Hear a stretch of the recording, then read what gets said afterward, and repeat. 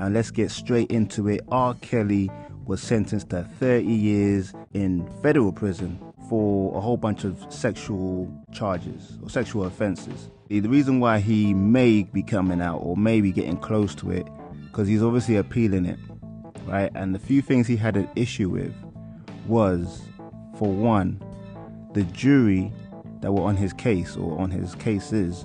I don't know how many he had. 2 or 3 of them admitted that they watched the Surviving R.Kelly documentary series that came out in like 2017. And for them to have watched that means that they were tainted, because a jury can't be watching social media posts and the news. They can't be watching anything on the internet or whatever and take part in a trial, because their views are tainted based on hearsay, other people talking about it. So that is quite a big one. That is actually enough to, what I've been hearing is enough to have a mistrial. Yeah. And then also, this one's a bit comical, but R. Kelly had a girlfriend. Yeah. And he was cheating on his girlfriend with another woman. Yeah. And the girlfriend, once she found out about this, basically went into R. Kelly's emails and sent very confidential information to the prosecution. The prosecutors, basically, yeah.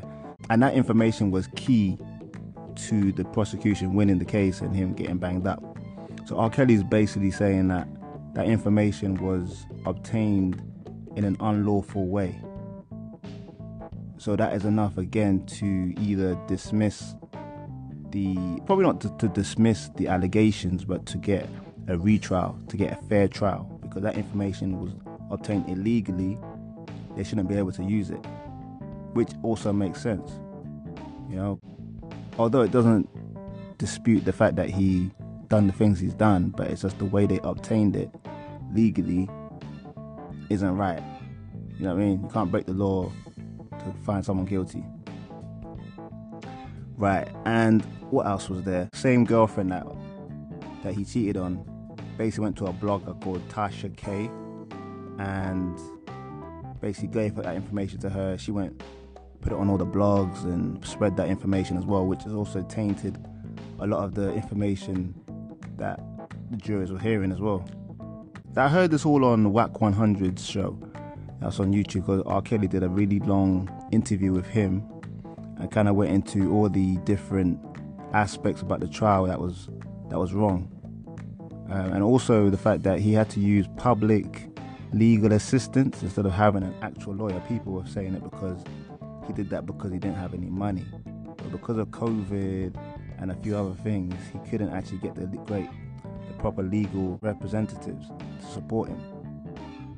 There's a few things, like if you go check out the interview on YouTube, there's a whole bunch of things that he mentions, and you know, some of it is quite, you know, it makes sense. As much as I think he does need help, he's obviously into very young females, borderline illegal, and he's like, you know, you're 50-something years old, you can get with a 30-year-old or 25-year-old. Why are you seeking females like that, 21, 16, all that stuff? You know, there's obviously some sort of psychological issue there, but legally, I think they do have grounds to go for it. I definitely do. I just don't think they will, because it seems like they wanted to make an example of him. To give such a sentence, 30 years at minimum, is very, very weird. You know, very weird. You know, based on the fact that there's no actual evidence of him doing anything to these women that were actually legal. I don't know about the young ones. I don't know if they found another tape, whatever. But the women on those documentaries, how can you just go by what these females are saying? Because it doesn't, you know, I watched the documentary and it didn't make sense that all these grown women who didn't say that he would lock them up, but just treated them badly. Why didn't they just leave?